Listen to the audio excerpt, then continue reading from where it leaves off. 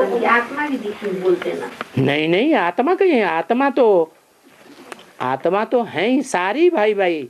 राम लक्ष्मण भरत शत्रुघ्न की अकेले की बात थोड़ी, वो तो 500 करोड़ सब भाई भाई है। नहीं, वो जैसे दशरथ के पुत्र थे बोलते। हाँ हाँ, जो दशरथ के पुत्र 4 दिखाते हैं, राम लक्ष्मण भरत शत्रुघ्न, वो 10 रथ कौन से हैं? झाड़ के नीचे कितने बैठे हुए हैं? झाड़ के नीचे 4 जने उधर हैं और 4 जने इधर हैं, तो 4 और 4 कितने हुए? और 2 बीच में, 10 हो गए। ये 10 जब ज्ञान में, बेसिक ज्ञान में प्रत्यक्ष हो जाते हैं, तब अंत में राम वाली आत्मा ज्ञान में आती है। तो अकेली नहीं आती है राम वाली आत्मा, 3 भाई और भी जन्म लेते हैं। वो चारों भाई मिलकर के दुनिया के 4 मुख्य धर्मों के बीज हैं। राम सूर्यवंशी देवी देवता सनातन धर्म का बीज, भरत इस्लाम वंश का बीज, लक्ष्मण बौद्ध धर्म का बीज, और शत्रुघ्न क्रिश्चियन धर्म का बीज। ये 4 हैं, तो चारों भाई भाई होंगे ना। लोग गाते हैं, हिंदू मुस्लिम सिख ईसाई सब आपस में भाई भाई, लेकिन भाई भाई तो तब कहे जाए जब एक बाप हो। तो कब की बात है? संगम युग में जब भगवान आते हैं, तब ये चारों आत्माएं 4 घोड़ों के रूप में प्रत्यक्ष होती है। एडवांस में भी ये 4 पहले पहले हैं जो राम को पहले पहचानते हैं। इसलिए एडवांस के आदि में दिल्ली में भी 4 भाई थे, राम लक्ष्मण भरत शत्रुघ्न, और चारों का बाप कौन हुआ? शिव बाबा। और हाँ, बाबा ने बोला ना, ब्रह्मा विष्णु शंकर ओरिजिनल देवता है, और तुम भी ऐसा बनना है, कब बनेगा हम लोग? ओरिजिनल का मतलब क्या है? ओरिजिनल पहले होता है, ओरिजिन में होता है, शुरुआत में होता है, या डुप्लीकेट पहले होता है? ओरिजिन माने पैदाइशी। तो ब्रह्मा विष्णु शंकर जो हैं वो पैदा होते ही देवता हैं, और जो देवता बनते हैं वो पैदा होते ही देवता बनते हैं या पुरुषार्थ करने के बाद देवता बनते हैं? वो पुरुषार्थ करने के बाद देवता बनते हैं। इसलिए ओरिजिनल जो देवता हैं वो ब्रह्मा विष्णु शंकर है। क्योंकि शिव बाबा जब आते हैं तो अकेले नहीं आते, किसके साथ आते हैं? 3 देवताओं के साथ आते हैं, ब्रह्मा विष्णु और शंकर। बाबा मोदी जी के पॉइंट में बोले ना कि क्रिश्चियन लोग क्रोधी होते हैं लेकिन दिखाते नहीं है, और क्रोध को अंदर दबा के रखते हैं। वो क्यों? जो अंदर अंदर क्रोध दबा के रखा जाता है वो खतरनाक होता है, या जो शंकर जी की तरह क्रोध आया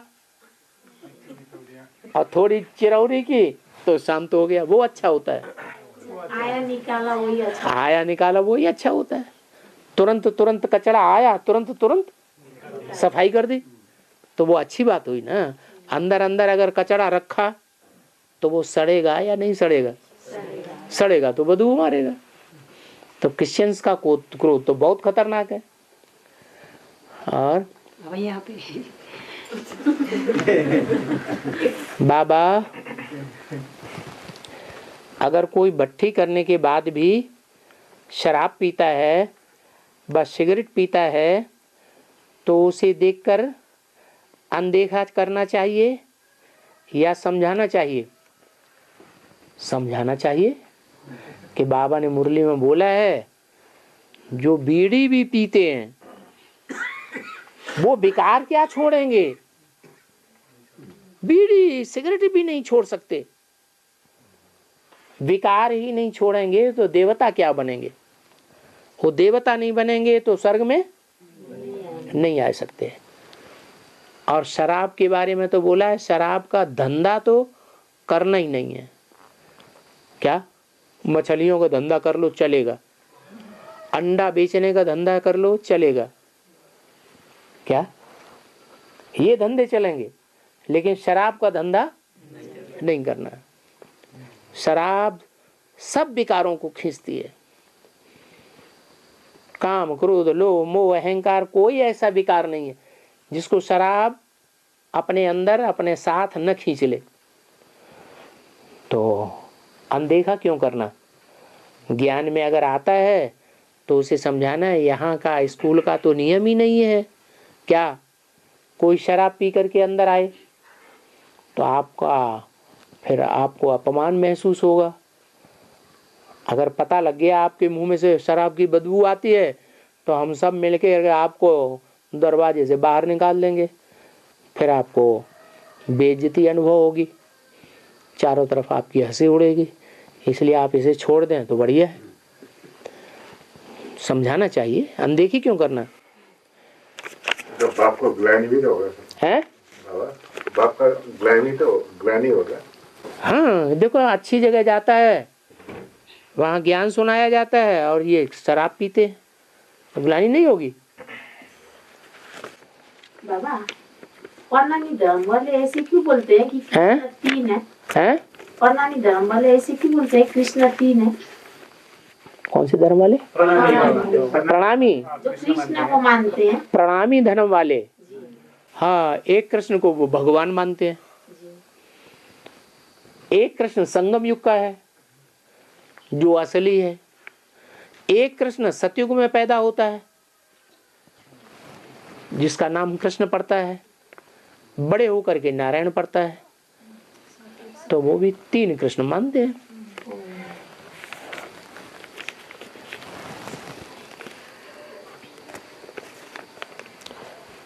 स्कूल में पढ़ते हैं, स्कूल में पढ़ने से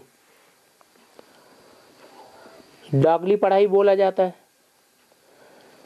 डागली पढ़ाई बोलते हैं, इसका अर्थ क्या है? ये अर्थ है कि डाग कुत्ता को कहा जाता है। किसको कहा जाता है? कुत्ता को कहा जाता है। और कुत्ता क्या करता है? कुत्ता जो होता है वो अकेले एक कुतिया के पीछे नहीं फिरेगा, एक कुतिया के पीछे 10 कुत्ते पीछे पीछे फिरते रहते हैं। वो एक कुतिया, जैसे दुनिया में एक वैश्या होती है, वैश्या एक और उसके पीछे जाने वाले कितने? 10-20 आदमी। तो कुतिया जैसे क्या हो गई? क्या हो गई? वैश्या हो गई। तो बाबा ने डागली पढ़ाई नाम दिया है। जो पढ़ाई भारतवर्ष में अभी चल रही है वो पढ़ाई निर्धारित किसने की? कौन सी पढ़ाई पढ़ाई जा रही है? विदेशियों की पढ़ाई पढ़ाई जा रही है या भारत की पढ़ाई पढ़ाई जा रही है? विदेशियों की पढ़ाई पढ़ाई। विदेशों में तो ये सिखाया जाता है ज्यादा से ज्यादा शादियां करो। एक औरत कितने पति बनाती है सारी जिंदगी में? ढेर के ढेर पति बना लेती है। तो कुतिया हुई ना, और उसके पीछे पड़ने वाले कुत्ते हो गए। तो जो विदेशी पढ़ाई है वो ये सिखाती है कि बेविचारी बनो। भारत की पढ़ाई ऐसा नहीं सिखाती। भारत में तो सती स्त्रियां हुई हैं। एक पति एक जन्म में बना लिया तो फिर चाहे पति मरे ही क्यों न जाए तो भी सारा जीवन कोई दूसरा पति नहीं करेगी, व्यभिचार नहीं करेगी। तो उसे डॉगली पढ़ाई कहा जाता है। गार्ड जो पढ़ाई पढ़ाते हैं वो गॉडली पढ़ाई, गॉड गॉडेस कहा जाता है देवी देवताओं को। राधा की दृष्टि कृष्ण में ही डूबेगी, कृष्ण की दृष्टि राधा में ही डूबेगी। तो ये गॉडली पढ़ाई हुई। राधा कृष्ण गॉड गॉडेस है, देवी देवता है ना, कि कुत्ता कुतिया है। आज तो 5-5 साल के नीचे के कन्या को भी बलात्कार हो रहा है ना, टीवी में कितना देखा। बलात्कार की बात छोड़ो, 5-6 साल के बच्चे स्कूल में आते हैं, छोटे छोटे बच्चे आपस में एक दूसरे को प्यार करने लग पड़ते हैं। अब वो प्यार की बातें यहाँ ज्ञान में आने के बाद फिर पोता मिल देते हैं बाबा को कि बचपन में हमने ऐसे किया था, वो हमें भूलता ही नहीं। माँ बाप को देखते हैं रात में कि माँ बाप ऐसे कर रहे हैं, तो बच्चे भी एक दूसरे को सिखाते हैं हम भी ऐसे ही करें, ये खेल हम भी खेलेंगे। तो डागली पढ़ाई का अर्थ समझ लिया। अब ये क्या है,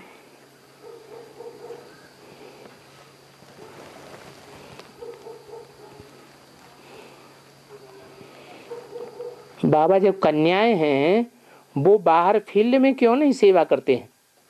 ब्रह्मा कुमारियों में तो बाहर फील्ड में सेवा करती है, आपने देखा नहीं ब्रह्मा कुमारियों में? तो ये क्यों लिखा कि कन्याएं बाहर में सेवा क्यों नहीं करती हैं?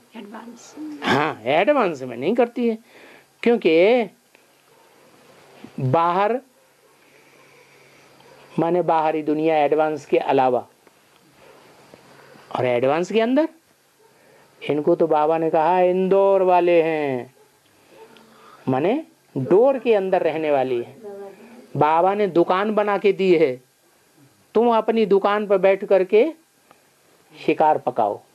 उसमें भी भाई लोग जो हैं बाहर से शिकार मार के लाएं, कन्याओं को नहीं जाना है, और जो मरा हुआ शिकार है वो कन्याएं बैठ करके उसको पकाएं तो बहुत मीठा लगेगा।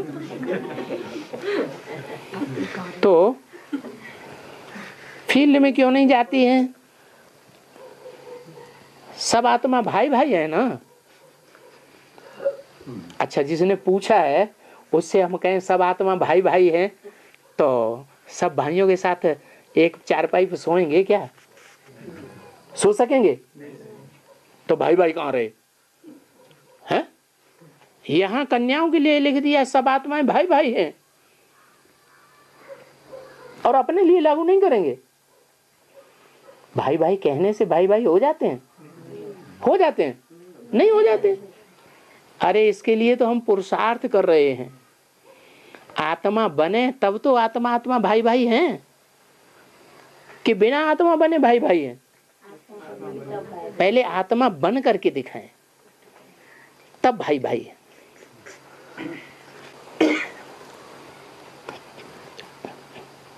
योगिनी माता के विषय में बताएं, उनका पूर्व जन्म क्या है?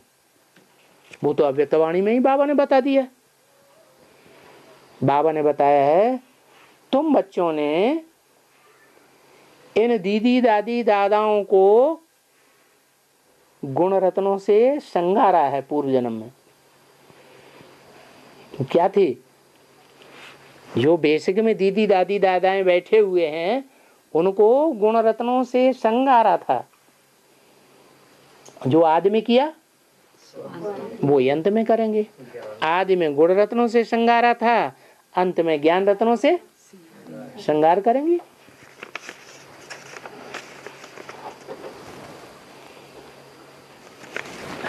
हो गया। और बाबा एक प्रश्न, बाबा मुरली में कहते हैं कि जो जितना तीव्र पुरुषार्थी होंगे वो उतना ही परम धाम निवासी जल्दी ही बन जाएंगे, जबकि फिर बाबा बोलते हैं कि जो जितना पावरफुल आत्मा रहेंगे वो अंत तक रहेंगे, वो बीज कभी नाश नहीं होगा और इसी शरीर द्वारा कंचन काया बन जाएंगे। मतलब आप अभी परमधाम में सेकंड 2 सेकंड के लिए निवास नहीं करते हैं, तो ऐसे ही है। शरीर यहीं रहेगा और शरीर रहते रहते भी हम परमधाम में बुद्धि से रहेंगे। लंबे समय तक भी रहने की प्रैक्टिस